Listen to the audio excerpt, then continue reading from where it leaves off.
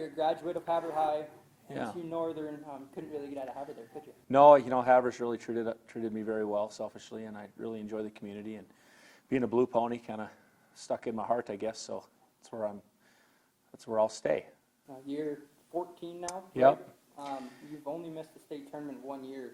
How are you able to maintain such constant success with these girls? Great kids. That's number one, I think. Very supportive parents, and then that mix with. I've had some really nice assistant coaches that have helped me over the last 14 years, and we've got our kids in the gym, and we're able to get the skills to be good enough to be a good team at the end of the year and then play well at the end. Yeah, it's been pretty lucky. You assisted with the boys program for a handful of years. How did that lend to your coaching style? Did you pick up anything during that time? Everything, I think, yeah.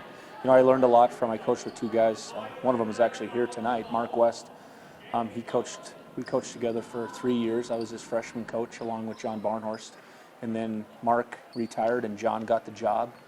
And I was his JV coach for 2 years. I learned a lot from both those guys. Every component of our program comes from the two of them, to be quite honest with you. And we've, of course, made some tweaks over the years and things like that. But, yeah, the foundation was set by those two gentlemen.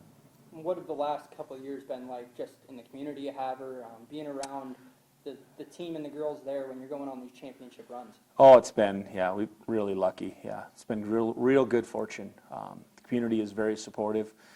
I really appreciate when we do our boys and girls play together. The gym at Havre High it's rocking normally. Our pep band is wonderful. Cheer squad's wonderful. Community's great, and they come out and support us. So it's been, I don't want to say unbelievable, but maybe that's a good word to describe it. Just the kids have played so well. And it's been real humbling to be a part of that. We noticed that some of at least one or two of the AA schools are moving towards doubleheaders with the boys and girls to keep the gyms packed. Is that something you want Class A to move towards as well? Well, we're doing that. Dennis has done that pretty well for us the last couple of years, and I think we'll end up doing it more as they continue. I think the fan base would prefer that, to be honest with you. This weekend just didn't work out that way. I don't understand the logistics of that, but it is what it is. Next weekend we're going to go to Glendive and Miles City, and we'll travel together with the boys, and that'll be fun. And so it'll be a good time. Kendall's going to play at the next level. Yeah. When is it apparent to you as a coach that you have a girl that has the talent and the skills to go play at the next level? Well, I thought for her, I guess quite honestly, I always felt like she was going to be a college basketball player. I've had a few kids like that. And as far as D1, I kind of thought that at the end of her sophomore year, honestly. I thought she had the skill set to do that, and she's a tremendous worker, and you knew she would get better. And she's, all of our kids have spent a bunch of time in the gym, and she's, of course, had a lot of time in there too. And, yeah, we've been fortunate to have, her go to Missoula's unbelievable. It's a dream come true for her, obviously, and then for our program, it just speaks to the quality of kid we have. We had a couple kids play at Northern with Peyton and Brandy. That's been wonderful. Lacey went over there to Dickinson State, wrapped up her career. Danielle down there, Danny Wags down at Carroll, she's just lighting up and playing well. And so we've had some nice kids that could play, and it's been a good mix. So, yeah. How much of their success comes from being pushed every day in practice by teammates who are talented as well? I think that has to do with a lot of our practices have been very good for a while. I'd like to think we have a little hand in it, but quite frankly, for I think any kid who's a college-bound kid, their time in the gym by themselves, I think, kind of helped with that too. I think we're lucky we're the beneficiary of that hard work. Now, since you've been coaching for the past 20 years or so, how has the game changed? We see professional basketball players shooting step-back 35-footers. Yeah. How do you see how the game has evolved? Do you see kids spending more time shooting the ball from deep rather than working on fundamental skills? I think so. I think we don't do any of that very well. We're kind of, we tell our kids we're trying to just make simple look good. And I don't know, I selfishly, I like it. I don't know if our kids necessarily, we try not to shoot real quick. We try to hopefully have the other team play defense. But the game's it's changed a lot. I thought for a while there weren't too many kids in the gym at all, because I thought the quality of basketball, particularly in girls, went down. And then now, I think selfishly now, I think it's on the rise. I think kids are putting the time in. I think kids want to be good. I think you see a little bit of kids maneuvering around to be on good teams. That's kind of new.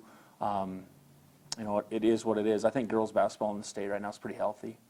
When you're coaching against the teams that play that style that's up tempo, shooting a lot of threes, what's your philosophy there? How do you go into that game and attack that game plan? Well, you got to really try to do a good job of keeping them in front of you if you're going to put some pressure on, which we like to do. Rebound the basketball. We kind of like to run too a little bit, but I think you have to make kids try to get out of their rhythmic catch, and that's what we focus on a little bit. I think if a kid can catch and have their feet set, ready to shoot, then they have an advantage over you, and if you can knock that off somehow or mess with that a little bit, then it's to your advantage defensively.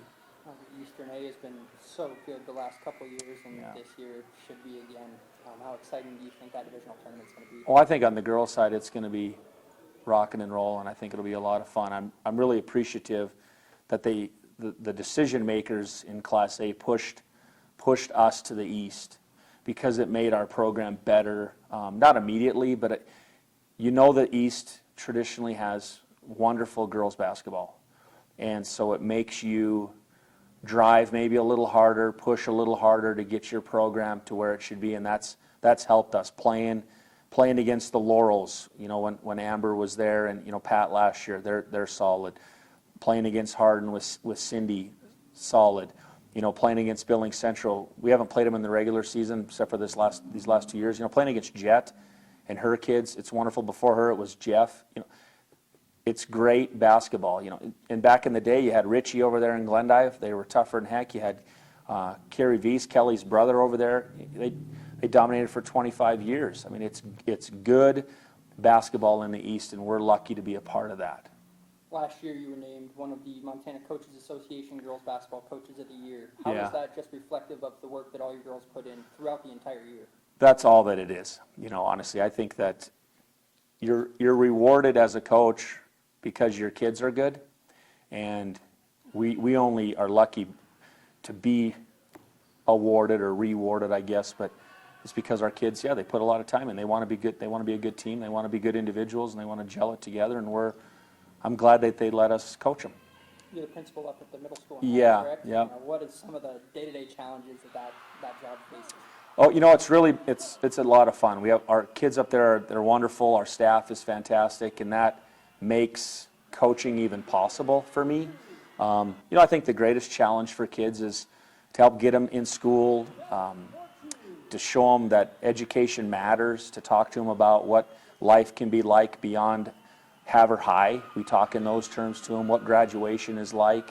And for us, we're constantly giving those kids love and support to, number one, come to school, be in school, be successful while you're here. We've spent a lot of time the last couple of years meeting with kids, trying to encourage them so they understand that we're in this together. We've met we try to meet with every family. The last 2 years we met with the incoming sixth graders. We're a 6, 7, 8 building.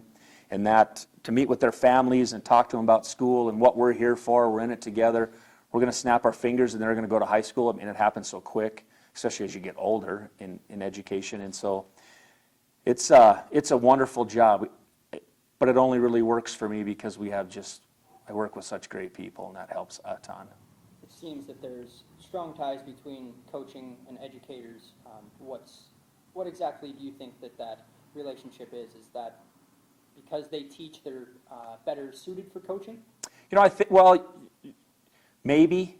I think that people get into coaching because they want to be relationship. They want to be with the kids, right? They want to build a relationship with the kid. So then it's natural that you could pursue teaching because you love kids. You want to be around kids.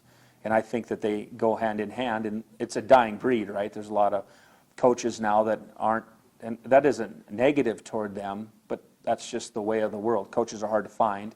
And if you're a teacher coach, then I think that you hold so many keys to the kingdom for a kid that you can really help them with. And I think that's probably the biggest thing for a teacher who wants to be a coach, or for a coach who's a teacher.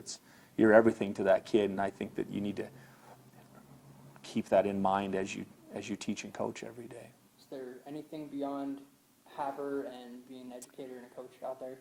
For me? Yeah. Well, yeah, I'm gonna be a cattle guy here one of these days. Yeah, we have a few cows at home, and that's a ton of fun for me, selfishly. So yeah, when we're done with this, we're gonna do that. Is that part of what's kept you in Havre? Yeah, growing up there, and then yeah, that has an awful lot to do with it. But yeah, it's been a good place. I plan to be there for a while. I really enjoy it.